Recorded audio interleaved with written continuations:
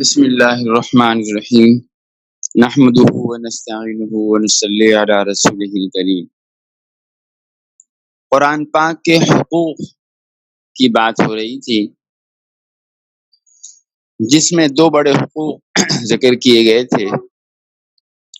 ایک تو یہ ہے قرآن پاک کو پڑھنا، اور دوسرا قرآن پاک پر عمل کرنا۔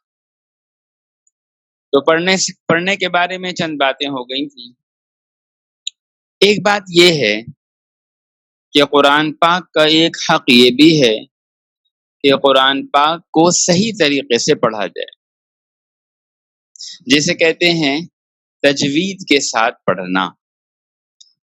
قرآن پاک کو تجوید کے ساتھ پڑھنا کہ عربی کے حروف تہجی جو ہیں وہ جس طرح سے ادا کیے جائیں گے اس طرح سے ادا کیے جائیں،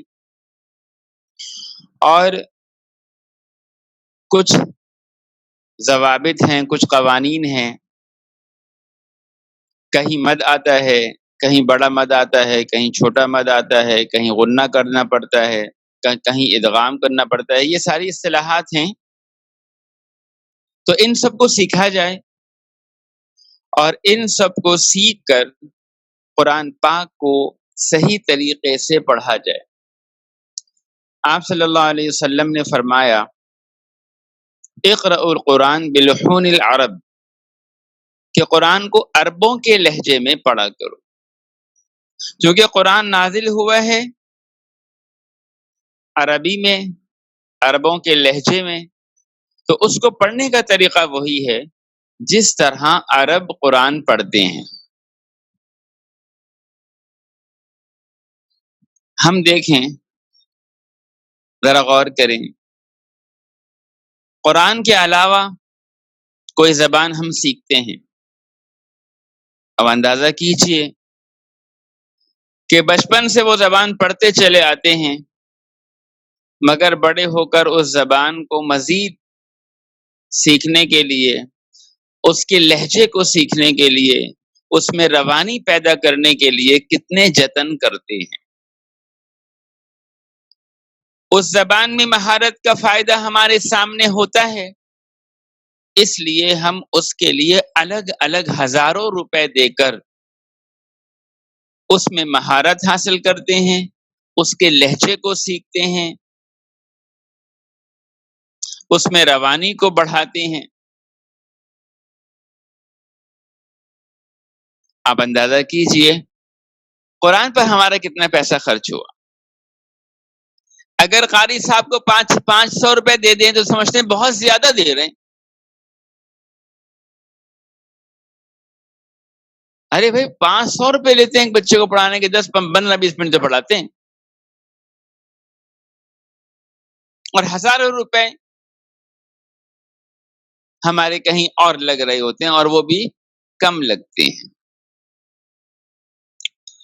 اس لیے حضور صلی اللہ علیہ وسلم کا ارشاد ہے کہ جو آدمی چاہتا ہو، جسے اس بات سے خوشی ہو کہ وہ قرآن کو اس طرح پڑھے جیسا کہ قرآن نازل ہوا ہے، تو وہ عبداللہ بن مسعود کی طرح قرآن پڑھے۔ اور ایک روایت میں آپ صلی اللہ علیہ وسلم نے فرمایا کہ 4 صحابہ سے قرآن کو حاصل کرو، قرآن کو سیکھو: عبداللہ بن مسعود، معاذ بن جبل، ابی بن کعب، سالم مولا حذیفہ رضی اللہ عنہم۔ تو قرآن کو بھی سیکھا جائے۔ ایسا نہیں ہے کہ اگر ہم جس زبان کے بولنے والے ہیں، اگر ہم پشتو بولتے ہیں تو پشتو میں قرآن پڑھیں، اردو بولتے ہیں تو اردو میں قرآن پڑھیں، سندھی بولتے ہیں تو سندھی میں قرآن پڑھیں۔ اس قرآن کو اپنے لہجے میں منتقل کر کے اپنے لہجے کے مطابق پڑھیں۔ مجہول طریقہ ایک تو یہ ہے کہ الحمدللہ رب العالمین، اور ایک الحمدللہ رب العالمین۔ تو قرآن کو پڑھنا جیسے قرآن نازل ہوا ہے، جس لہجے میں قرآن نازل ہوا ہے، جس زبان میں قرآن نازل ہوا ہے، اس زبان کی اونچ نیچ کو سمجھتے ہوئے قرآن کو پڑھا جائے۔ اور اگر ہم نے ایسا قرآن نہیں پڑھا ہے تو کوئی بات نہیں، اللہ تعالیٰ نے یہ رمضان کا موقع دیا ہے، اب اس میں ہم شروع کر دیں، اس میں ہم نیت کریں، کسی قاری صاحب کے پاس اپنا قرآن درست کریں، عورتیں بھی سوچیں کہ ہم بھی اپنا قرآن درست کریں، کوئی نہ کوئی جگہ ان کے لیے بھی نکل آئے گی۔ تو قرآن کو ایک تو یہ ہے پڑھنا تجوید کے ساتھ، اسی طرح قرآن کو اچھی آواز سے پڑھنا۔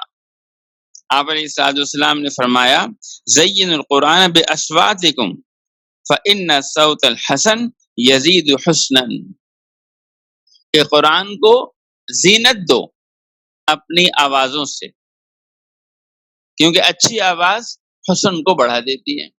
قرآن پاک ہے ہی حسین، جب اس کو صحیح طرح سیکھ کر ترنم کے ساتھ اور لہجے کے ساتھ پڑھا جائے گا تو اللہ کو بڑا پسند ہے۔ حدیث میں آتا ہے کہ اللہ تعالیٰ قرآن پڑھنے والے کی طرف کان لگاتے ہیں، سنتے ہیں اس کا قرآن۔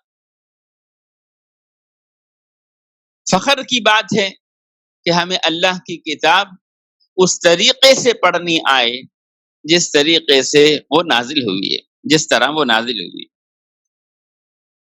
ایک حدیث میں آپ نے فرمایا لیس منا من لم یتغن بالقرآن، وہ آدمی ہمارا نہیں ہے کہ جو قرآن کو ترنم کے ساتھ نہ پڑھے۔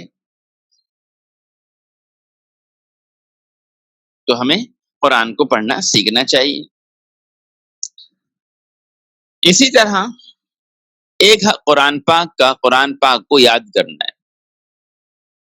یاد کرنے سے مراد کم سے کم درجہ جو مسلمان کو قرآن یاد ہونا چاہیے وہ ایسا یاد ہونا چاہیے کہ اس کی نماز سنت کے مطابق ہو جائے۔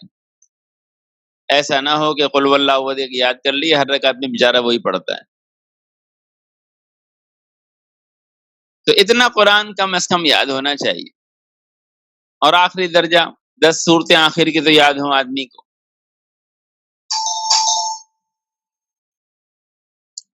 اسی طرح حدیث میں آتا ہے ان الذی لیس فی جوفی شیء من القرآن کالبیت الخرب، وہ آدمی جس کے دل میں، جس کے سینے میں قرآن کا کچھ حصہ بھی محفوظ نہ ہو، کچھ بھی یاد نہ ہو، وہ ویران گھر ہے، ویران گھر کی طرح۔ تو ہمیں قرآن پاک کو بھی یاد کرنا چاہیے، اتنا کہ کم از کم ہم سنت کے مطابق نماز پڑھنا۔ اب یہ علماء سے پوچھیں، اس وقت نہیں ہے کہ کتنا قرآن سنت کے مطابق نماز پڑھنے کے لیے یاد ہونا چاہیے۔ اسی طرح بعض صورتیں ایسی ہیں جن کے بارے میں رسول اللہ صلی اللہ علیہ وسلم نے خوشی کا اظہار فرمایا کہ میرا دل چاہتا ہے کہ وہ جو ہے میرے ہر امتی کو یاد ہو، جیسے سورہ یاسین کے بارے میں آپ علیہ السلام نے فرمایا۔ اسی طرح بعض صورتیں ہیں ان کو یاد کرنا چاہیے، اور جو ہے کوئی عمر کی قید نہیں ہے، جتنا یاد ہو سکے یاد کرنا چاہیے آدمی کو۔ تو ایک حق، باقی قرآن پاک پورا یاد کرنا وہ تو بڑی اعلیٰ بات، اس کی تو بات ہی کچھ اور ہے۔ وہ تو جس کو اللہ نے نصیب فرمایا ہے بڑا خوش نصیب آدمی ہے وہ۔ مگر اتنا قرآن کہ کم از کم قرآن کی موٹی موٹی صورتیں ہیں، سورہ تبارک الذی ہے، سورہ الرحمن ہے، اس طرح سورہ یاسین ہے۔ اور اچھی بات یہ ہے کہ اماں پارا یاد ہو تو مصنون نماز آرام سے ادا ہو سکتی ہے۔ تو ایک تو حق قرآن پاک کا یاد کرنا ہے۔ اسی طرح ایک بڑا حق جو قرآن پاک کا ہے وہ ہے قرآن پاک پر عمل کرنا۔ اللہ تعالیٰ فرماتے ہیں من اعرض عن ذکری فإن له معیشۃ ضنکا، کہ جو ہمارے قرآن کو پس پش ڈال دے گا اور اس پر عمل نہیں کرے گا، اس سے منہ موڑ کر زندگی گزارے گا، تو ہم اس کی دنیاوی زندگی کو تنگ کر دیں گے۔ اس کے بہت سی تفسیریں لکھی ہیں علماء نے، مگر خلاصہ کلام یہی ہے بے چین زندگی ہو جائے گی، چاہے دنیا کی ہو چاہے آخرت کی ہو۔ بعض علماء فرماتے ہیں آخرت کی زندگی کے بارے میں ہے کہ آخرت میں اس کی زندگی تنگ ہو جائے گی، یہ تو یقینی ہے، مگر دنیا میں بھی اس کا سایہ کچھ نہ کچھ پڑتا ہی ہے۔ بے دین آدمی کی زندگی چاہے جتنی آسائشوں کے ساتھ کیوں نہ ہو، مگر بے چینی کا شکار ضرور ہوتی ہے، کبھی بیوی کی طرف سے، کبھی بچوں کی طرف سے، کبھی کاروبار کی طرف سے، کبھی دوستوں کی طرف سے، کبھی رشتہ داروں کی طرف سے، کچھ نہ کچھ ایسا چلتا ہے کہ وہ بے اطمینان ہی رہتا ہے۔ کبھی سب کچھ ہونے کے باوجود ایسا لگتا ہے کہ کچھ بھی نہیں ہے۔ یہ آئے دن ہم دیکھتے رہتے ہیں۔ تو قرآن پاک کا ایک حق ہے کہ قرآن پاک پر عمل کیا جائے، اور یہ بھی وہ حق ہے جس کے بارے میں قرآن پاک قیامت کے دن مطالبہ کرے گا کہ اللہ اس نے مجھ پر عمل نہیں کیا تھا۔ تو اپنی ذات سے کوشش کریں کہ ہم اللہ کے احکامات پر عمل کریں۔ قرآن پاک پر عمل کرنے کا مطلب کیا ہے؟ قرآن پاک نے جن چیزوں کو حلال کہا ہے اس کو حلال جانے یاد، اور انہی حلال کو اختیار کرتے ہوئے زندگی گزارے، اس حلال سے ذرا برابر بھی آگے بڑھنے نہ پائے، ذرا تجاوز نہ ہو۔ وہ معلوم کرے کون کون سی چیزیں قرآن پاک میں اللہ تعالیٰ نے حلال کہی ہیں، بس انہی میں اپنی زندگی کو محصور رکھے، حرام کی طرف ہاتھ بڑھنے نہ پائے۔ اور جن چیزوں کو قرآن پاک نے حرام کہا ہے ان چیزوں سے اپنے آپ کو بچائے، ان کو حرام جانے۔ حرام جاننے کا مطلب یہی ہے کہ ان سے اپنے آپ کو بچائے آدمی۔ ایک آدمی یہ سمجھے کہ یہ زہر ہے، معلوم ہے اسے کہ یہ زہر ہے، جانتا ہے کہ زہر ہے، کبھی وہ اپنے منہ میں لے جائے گا اس کو۔ یہ مطلب ہے جاننے کا۔ جاننے کا یہ مطلب نہیں ہے نماز اللہ نے پڑھنے کا حکم کیا ہے، معلوم ہے، جانتے ہیں مگر پڑھتے نہیں ہیں۔ معلوم ہے کہ اللہ تعالیٰ نے جھوٹ سے بچنے کا حکم کیا ہے، معلوم ہے، جانتے ہیں مگر عمل نہیں کرتے۔ یہ جاننا نہیں ہے، یہ حقیقت میں جاننا نہیں ہے۔ ایک آدمی نے کسی کے گھر پر جا کر گھنٹی بجائی، کوئی نہ آیا، دوبارہ بجائی، کوئی نہ آیا، تیسری دفعہ میں ایک آدمی آیا، بھائی کیا حال ہے؟ کیا بھائی پہلے 2 گھنٹوں کی آواز نہیں آئی تھی؟ اس نے کہا آواز تو آئی تھی۔ سنا تھا کہ ہاں سنا تھا۔ اس کو سننا کون کہے گا؟ کہ بھائی سننے کا مطلب تو یہ تھا کہ آپ پہلی گھنٹی پہ آتے، یہ سننا تھا۔ ایک آدمی کو مجبور کر رہے ہیں 3 دفعہ گھنٹی بجانے پر، تو یہ سننا تھوڑی ہے، یہ جاننا تھوڑی ہے کہ معلوم ہے یہ اللہ کا حکم ہے پھر بھی نہیں۔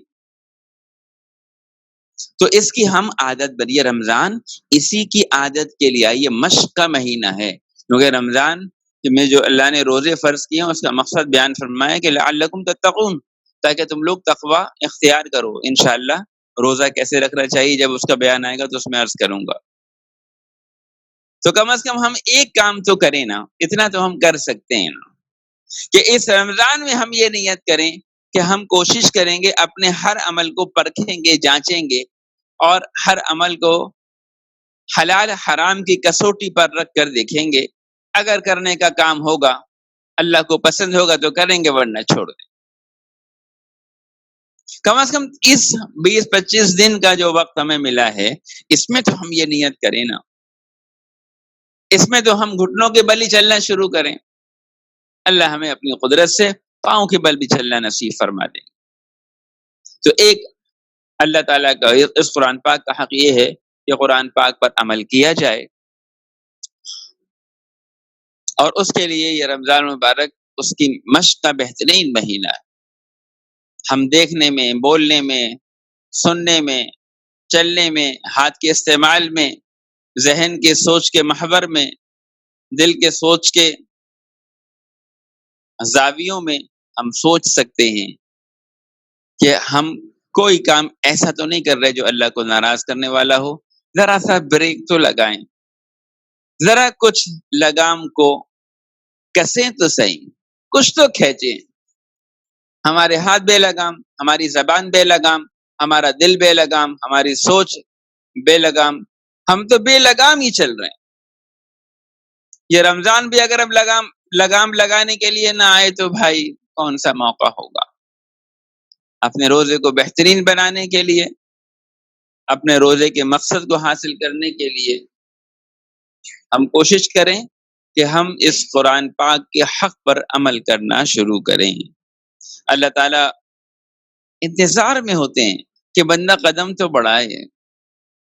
حدیث میں آتا ہے نا کہ آدمی ایک بالش اللہ کی طرف بڑھتا ہے، ایک بالش، تو اللہ تعالیٰ اس کی طرف ایک ہاتھ کے برابر، کونی تک ہاتھ ہوتا ہے نا، یعنی ایک بالش کے مقابلے میں اللہ تعالیٰ اس کی طرف ایک ہاتھ بڑھتے ہیں، اور اگر کوئی ایک ہاتھ بڑھتا ہے تو اللہ تعالیٰ اس کی طرف جیسے دونوں ہاتھ کھول کر آدمی بچے کو قریب لیتا ہے، بچے کو پکڑنے کے لیے بڑھتا ہے، دونوں ہاتھ کھول کر اللہ اس طرح آگے آتے ہیں، اس طرح اس کی طرف متوجہ ہوتے ہیں، اور جو اللہ تعالیٰ کی طرف چل کر جاتا ہے اللہ تعالیٰ اس کی طرف دوڑ کر آتے ہیں۔ کیا مطلب اس کا؟ کہ انسان کی طرف سے، بندے کی طرف سے جتنی محنت ہوتی ہے اللہ تعالیٰ کی طرف بڑھنے کے لیے، اللہ تعالیٰ کی طرف سے اس سے زیادہ اس کی قدردانی ہوتی ہے، اور اللہ تعالیٰ اس کی طرف اس سے زیادہ متوجہ ہوتے ہیں۔